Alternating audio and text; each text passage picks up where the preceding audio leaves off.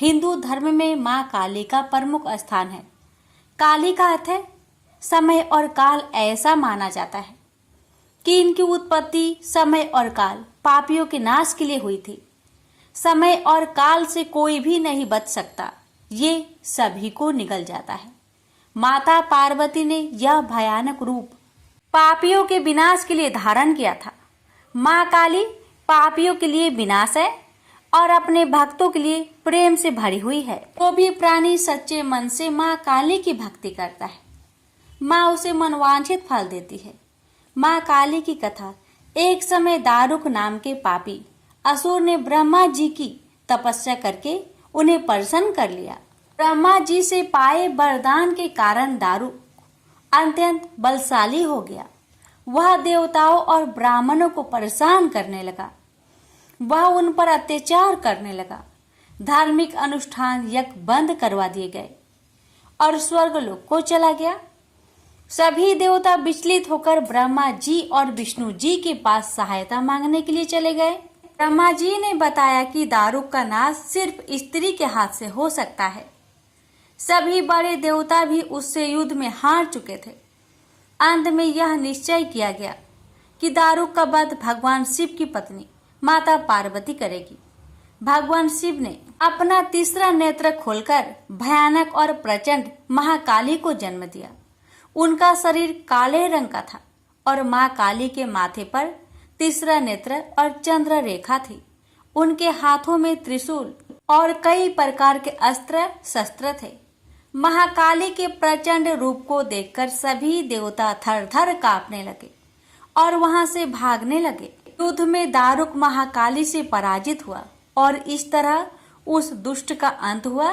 मां काली के भयानक रूप से चारों तरफ अग्नि की भयानक लपटें उत्पन्न हो गई। महाकाली के क्रोध को सिर्फ भगवान शिव ही रोक सकते थे, इसलिए उन्होंने एक बालक का अवतार लिया। भगवान शिव शमशान पहुंचे और वहां बालक के रूप में लेट कर रोने लगे। छोटे बालक को देखकर महाकाली का क्रोध शांत हो गया। उनके हृदय में ममता भावना जागृत हो गई।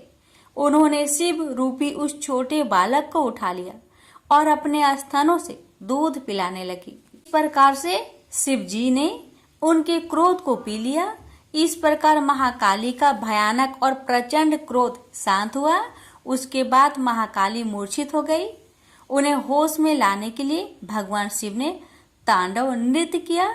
होश में आने पर वह पुनः माता पार्वती के रूप में आ गई। माता पार्वती भगवान शिव का नृत्य देखकर नृत्य करने लगी, जिसके कारण उन्हें योगिनी के नाम से भी पुकारा जाता है। इसके अलावा महाकाली ने महिषासुर, चंडमुंड, रक्तबीज, शुभ निशुभ जैसे राक्षसों का वध किया।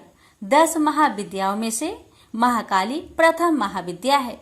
प्रेम से बोलिए काली मैया की जय। बहुत समय पहले की बात है। एक नगर में रिटायर प्रोफेसर कालीचरण अपने पत्नी शीला देवी, पुत्र दीपक, पुत्र वधू दुर्गा और पुत्री पूजा के साथ रहा करते थे। रिटायरमेंट के समय पुत्र दीपक की आयु 22 वर्ष और पुत्री पूजा की आयु 15 वर्ष की थी।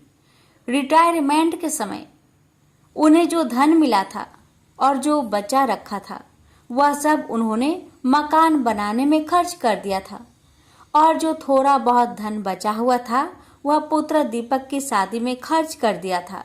अब पुत्री पूजा 22 वर्ष की हो चुकी थी और शादी के लिए पैसा नहीं था। सभी चिंतित रहते थे। एक दिन पुत्र वधू दुर्गा की सहेली ने उसे शनिवार मां काली की व्रत रखने की सलाह दी। उसने कहा कि मां काली की 9 शनिवार तक व्रत रखने पर सभी मनोकामनाएं पूर्ण हो जाती है। पूरा परिवार पूजा की शादी को लेकर बहुत दुखी और चिंतित था। इसलिए मां शीला देवी, पुत्र वधू दुर्गा और पुत्री पूजा ने यह व्रत करना आरंभ कर दिया। 2 शनिवार व्रत किया ही था कि पढ़ी लिखी पूजा को एक अच्छी नौकरी मिल गई। पूजा की शादी में सबसे बड़ी परेशानी धन की कमी की थी और साथ ही उसका मांगलिक होना था। पूजा बहुत मेहनती थी, इसलिए 2 महीने में ही उसकी तरक्की हो गई और उसे जनरल मैनेजर बना दिया गया और उसकी तनख्वाह भी बढ़ गई थी। घर का खर्चा दीपक चला रहा था। पूजा का वेतन शादी के लिए जोड़ा जा रहा था। दीपक को भी तरक्की मिल गई थी। उसने दफ्तर में काम करने वाली एक साथी ने कहा कि उसके मामा जी का लड़का मंगली है और मंगली होने के कारण कोई अच्छी लड़की उन्हें नहीं मिल रही है। यदि कोई सुंदर सुशील मांगलिक लड़की मिल जाए तो मामा जी फिर दहेज के ही अपने पुत्र की शादी उससे कर देंगे। दीपक अपने मित्र के साथ मामा जी से मिलने चला गया। लड़के शिव कुमार को देखा और शादी की बात कर ली। घर पर आकर दीपक ने यह बात सभी को बताई। सभी प्रसन्न होकर माँ भगवती का गुणगान करने लगे।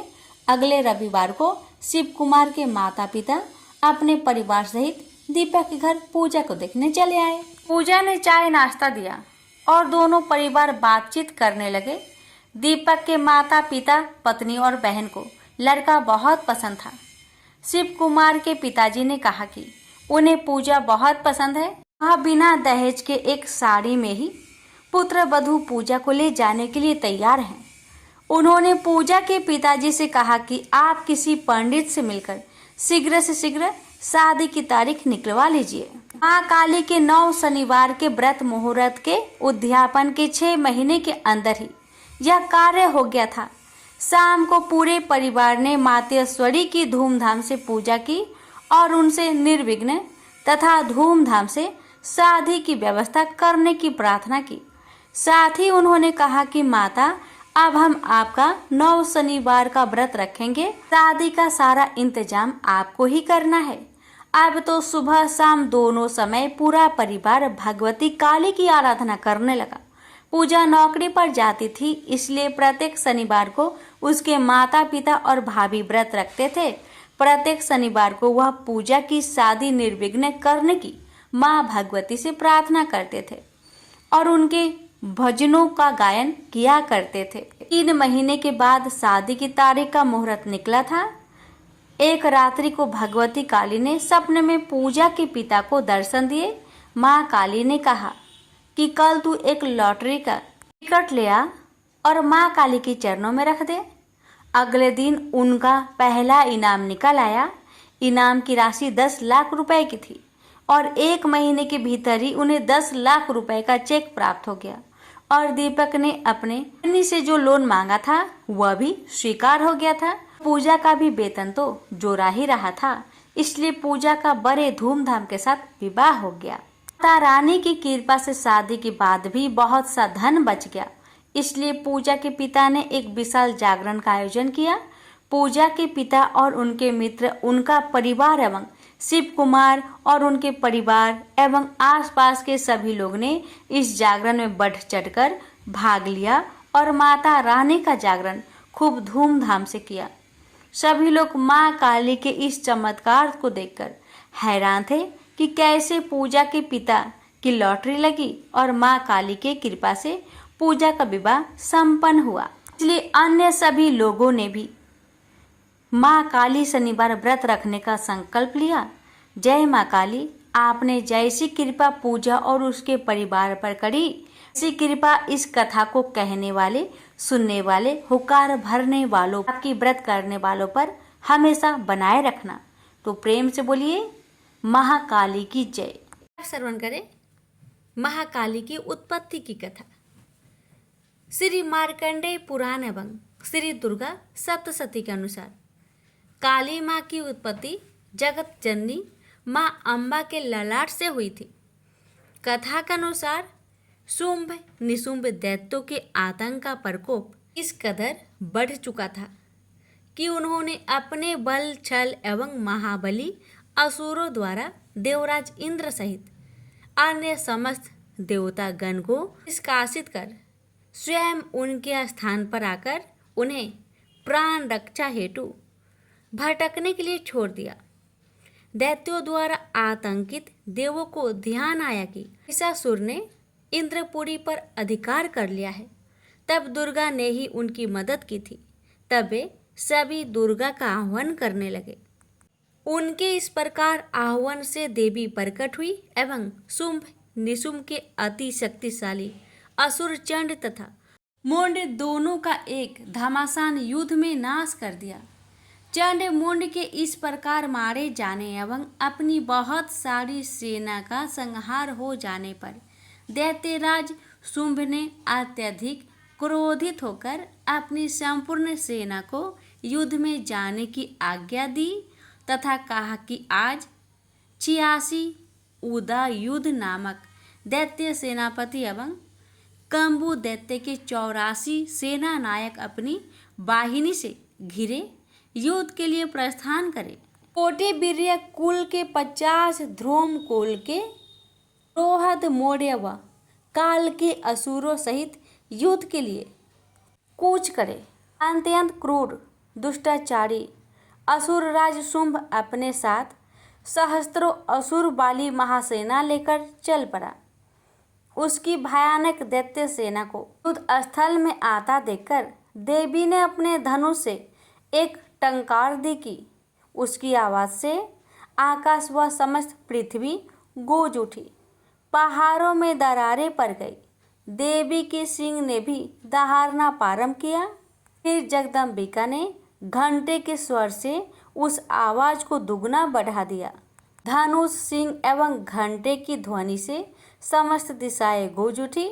भयंकर नाद को सुनकर असुर सेना ने देवी के सिंह को और मां काली को चारों ओर से घेर लिया। तदंतर असुरों के संहार एवं देवगणों के कष्ट निवारण हेतु परमपिता ब्रह्मा जी, विष्णु, महेश, कार्तिकेय, इंद्र आदि देवों की शक्तियां ने रूप धारण कर लिए एवं समस्त देवों के शरीर में अनंत शक्तियां निकलकर अपने पराक्रम एवं बल के साथ मां दुर्गा के पास पहुंची। तत्पश्चात समस्त शक्तियों से घिरे शिवजी ने देवी जगदम्बा से कहा, मेरी प्रसन्नता हेतु तुम इस समस्त दानव दलों का सर्वनाश करो। तब देवी जगदम्बा के शरीर से भयानक उग्र रूप धारण किए चंडिका देवी शक्ति रूप में प्रकट हुई। उनके स्वर में सैकड़ों गीदड़ों की भांति आवाज आती थी। असुरराज शुंभ निशुंभ क्रोध से भर उठे। वे देवी कात्यायनी की ओर युद्ध हेतु बढ़े। अत्यंत क्रोध में चूर उन्होंने देवी पर बाण, शक्ति, शूल, परसा, ऋषि आदि अस्त्र शस्त्रों द्वारा प्रहार किया। देवी ने अपने धनुष से टंकार की एवं अपने बाणों द्वारा उनके समस्त अस्त्रों शस्त्रों को काट डाला जो उनकी ओर बढ़ रहे थे। मां काली फिर उनके आगे आगे शत्रुओं को अपने शूल आदि के प्रहार द्वारा विदर्न करती हुई व खटवांग से कुचलती हुई समस्त युद्ध भूमि में विचरने लगी। सभी राक्षसों चंड मुंड आदि को मारने के बाद उसने रक्तबीज को भी मार दिया। शक्ति का यह अवतार एक रक्तबीज नामक राक्षस को मारने के लिए हुआ था। फिर शुंभ निशुंभ का वध करने के बाद भी जब काली माँ का गुस्सा शांत नहीं हुआ, तब उनके गुस्से को शांत करने के लिए भगवान शिव उनके रास्ते में लेट गए और काली माँ का पैर उनके सीने पर पड़ गया। शिव पर पैर रखते ही माता का क्रोध शांत हो गया। प्रेम से बोली जय माता कालिका की जय। कथा को लाइक शेयर अवश्य कीजिएगा। धन्यवाद।